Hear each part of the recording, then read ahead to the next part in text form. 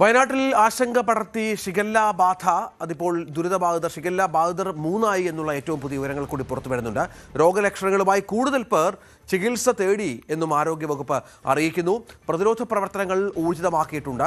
468 പേർക്ക്, ഇന്നലെ ഏതാണ്ട് 257 പേർക്കായിരുന്നുവെങ്കിൽ ഇന്നിപ്പോൾ 468 പേർക്കോളം നിലവിൽ രോഗലക്ഷണങ്ങളുണ്ട് എന്നുള്ള വിവരങ്ങൾ കൂടി പുറത്തു വരുന്നുണ്ട്. അത് ആശങ്കപ്പെടുത്തുന്ന ഒരു കണക്കാണ്, സംശയമില്ല. ആരോഗ്യമന്ത്രി കെ മുരളീധരൻ കോഴിക്കോട്ട് വയനാട്ടിലുണ്ട്.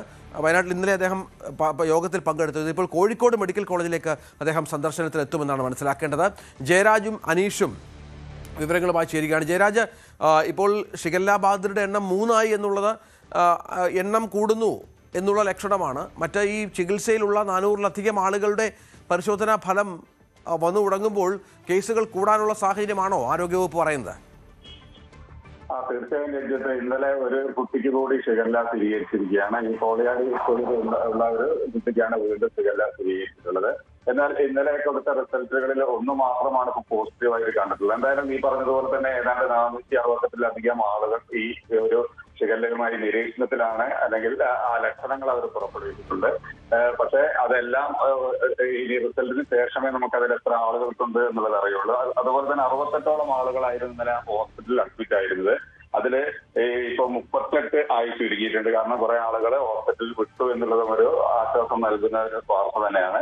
എന്തായാലും ഈ ഒരു ഷിഗല്ല പടർന്നു പിടിക്കുമോ എന്നുള്ള അല്ലെങ്കിൽ ഇത് എത്രത്തോളം ആളുകൾക്ക് അല്ലെങ്കിൽ ഈ ലക്ഷണങ്ങൾ വരുന്നവർക്കെല്ലാം തീർത്തും ഒരു ആശങ്ക തന്നെയാണ്. എന്നാൽ ഇന്നലെ ആരോഗ്യമന്ത്രി നടത്തിയ ഉന്നതതല യോഗത്തിൽ പറഞ്ഞത് ആശങ്കപ്പെടേണ്ട ഒരു രീതിയും ഇല്ല, അല്ലെങ്കിൽ അത്ര ഗുരുതരമായ ഒരു പ്രശ്നം ഇല്ല എന്നുള്ളതാണ് പറയുന്നത്. എന്തായാലും ഇപ്പോഴും ആളുകൾ ഭീതിയിൽ തന്നെയാണ്. ഇന്ന് ഈ ഭാഗങ്ങളിൽ, അതായത് ഈ നെന്മേനി പഞ്ചായത്ത് എന്ന് പറയുന്ന ഭാഗങ്ങളിലും സമീപ പ്രദേശങ്ങളിലുമെല്ലാം ഈ കിണറുകളെല്ലാം ക്ലോറിനേറ്റ് ചെയ്യുന്നതിന് വേണ്ടി ഒരു പ്രത്യേക ഡ്രൈവ് നടത്തുന്നുണ്ട്. കാരണം ഈ ശുചിത്വമാണ് ഇതിന്റെ പ്രധാനം എന്നുള്ളത് കൊണ്ട് തന്നെ. അതുപോലെ തന്നെ സമീപ പ്രദേശങ്ങളിലുള്ള സ്കൂളുകൾക്കെല്ലാം അവധി കൊടുത്തിട്ടുണ്ട്. കാരണം അവിടെയെല്ലാം ഒരു ശുദ്ധീകരണ നടത്തുന്നതിനുള്ള ഒരു തയ്യാറെടുപ്പാണ്. എന്തായാലും ഈ ഒരു അവസ്ഥയിൽ ആരോഗ്യ വിഭാഗം വലിയ രീതിയിൽ തന്നെ ഇതിനെ പ്രതിരോധിക്കാനുള്ള എല്ലാ സംവിധാനങ്ങളും ചെയ്യുന്നുണ്ട്. അതുപോലെ തന്നെ തദ്ദേശ സ്വയംഭരണ സ്ഥാപനങ്ങളും നാട്ടുകാരും എല്ലാം ഇതിനു വേണ്ടി സഹകരിക്കുന്നുണ്ട്. എന്തായാലും ഈ ആളുകൾ, ഇത്രയും ആളുകൾ ലക്ഷണങ്ങൾ പുറപ്പെടുവിച്ചിട്ടുണ്ടെങ്കിലും ആരും ആശുപത്രിയിൽ കൂടുതലായിട്ട് അഡ്മിറ്റ് ഇല്ല. അഡ്മിറ്റുള്ള ആളുകൾ, അധികം ആളുകളും വീടുകൾ തന്നെയാണ് ഉള്ളത്. പക്ഷേ ഇത്തരത്തിലുള്ള ലക്ഷണങ്ങളുള്ള ആളുകളുണ്ട് എന്നുള്ളതാണ് ഇപ്പോൾ നമുക്ക് ഏറ്റവും പുതിയതായി കിട്ടുന്ന വിവരം. എന്തായാലും 3 പേർക്കാണ് ഇതുവരെ ഈ ഷിഗല്ല സ്ഥിരീകരിച്ചിട്ടുള്ളത്.